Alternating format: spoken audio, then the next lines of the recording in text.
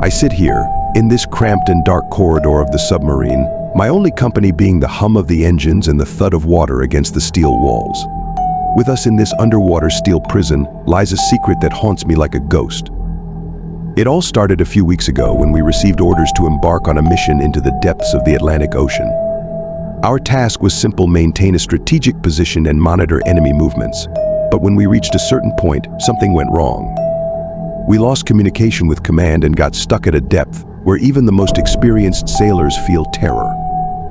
The submarine began to show its own will. Automatic control systems started to malfunction, and the crew began to behave strangely. Rumors of mysterious sounds and shadows lurking in the corners began to spread among us, causing alarm and paranoia. I tried to ignore it all, steadfastly carrying out my duties, but the longer we stayed here, the stronger I felt the presence of something sinister and unknown. Through the dark corridors and empty compartments, I often saw vague figures and heard whispers and noises that couldn't be explained. But the most terrifying thing was that people were disappearing, vanishing without a trace. We searched everywhere but found no signs. These disappearances made me doubt my own sanity. With each passing day, the submarine seemed more hostile, as if it thirsted for our deaths. We began to notice that its structure was changing, as if it were coming alive, taking on our form and distorting it. And I'm not sure if it's just my imagination. Now, as I sit here in the darkness, I realize that our situation is hopeless. We've lost not only contact with the outside world, but also with ourselves. An unknown force is driving us to lose our minds, and I'm not sure if I can survive in this hell.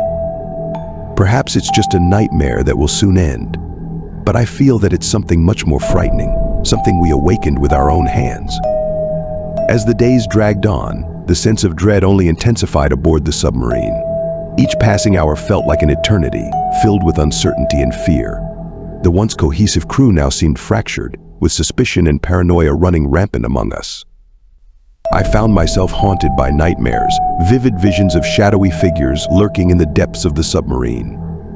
I couldn't shake the feeling that we were being watched, studied by some malevolent force that thrived in the darkness. Our attempts to escape our predicament proved futile.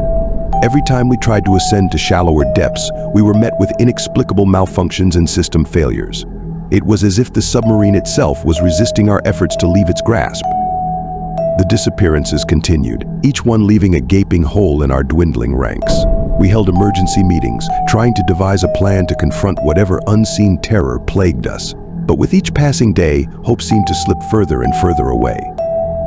Then, one fateful night, during a routine patrol of the submarine's corridors, I stumbled upon a hidden compartment I had never seen before. Inside, I found old equipment covered in dust and cobwebs, relics of a bygone era of naval warfare. As I explored further, I discovered a series of journals, their pages yellowed with age. They detailed the history of the submarine, its previous missions, and the crew members who had served aboard it.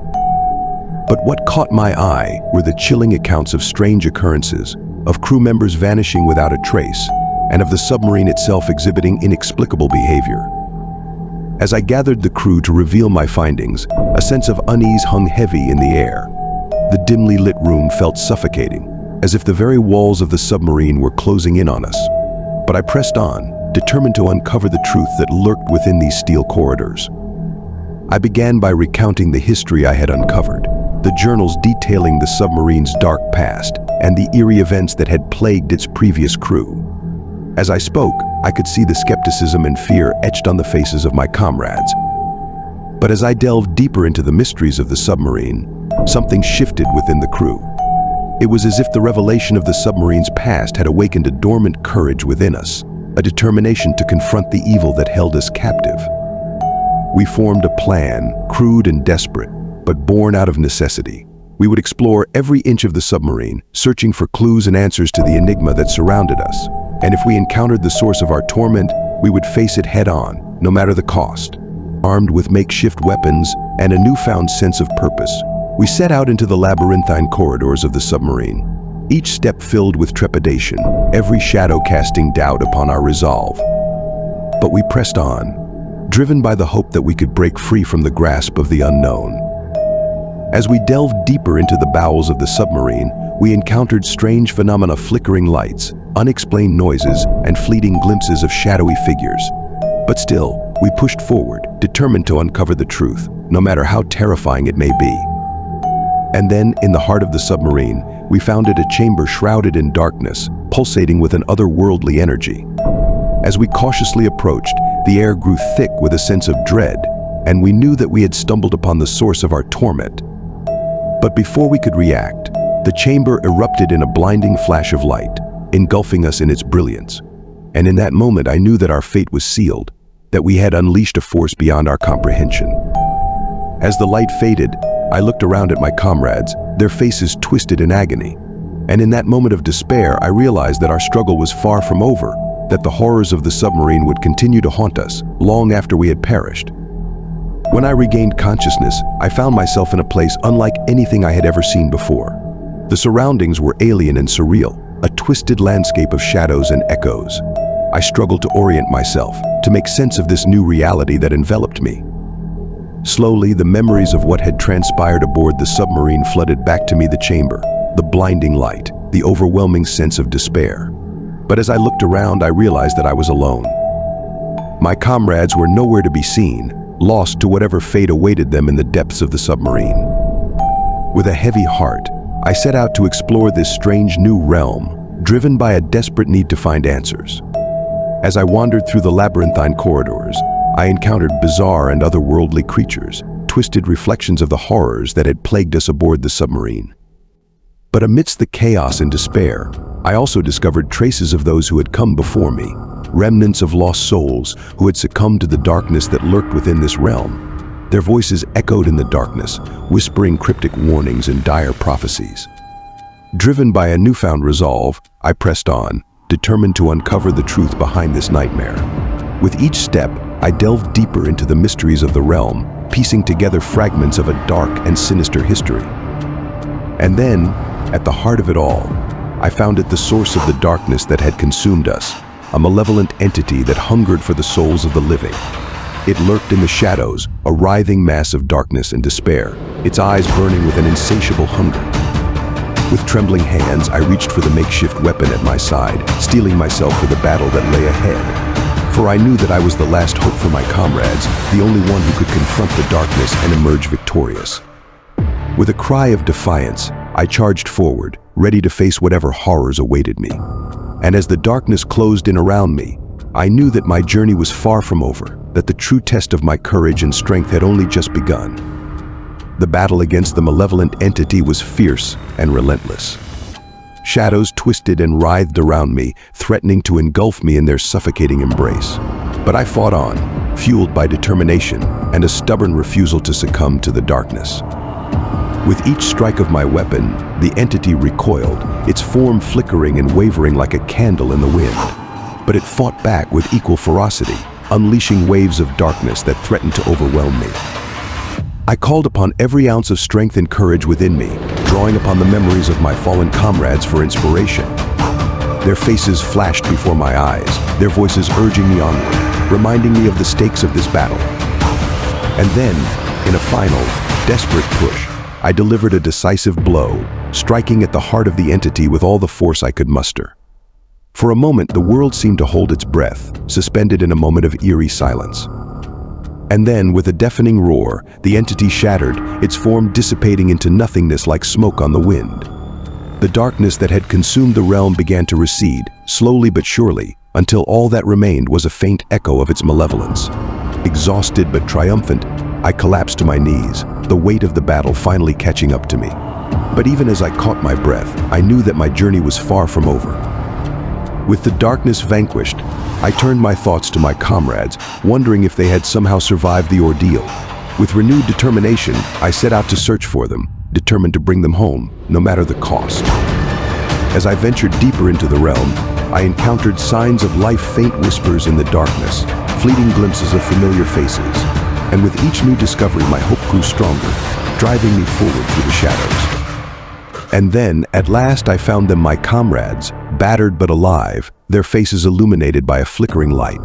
Relief washed over me like a tidal wave as I embraced them, grateful beyond words for their survival. Together, we began the long journey home, leaving behind the darkness that had threatened to consume us. And as we emerged from the depths of the submarine, blinking in the harsh light of day, I knew that we had faced our demons and emerged stronger for it. As we emerged from the depths of the submarine and returned to the world above, we were greeted by a sense of relief and awe. The sun shone brightly overhead, casting its warm rays upon us, a stark contrast to the darkness we had left behind. But even as we rejoiced in our newfound freedom, the memories of our ordeal lingered like a shadow over our souls. We had faced horrors beyond imagination, battled against forces that defied comprehension.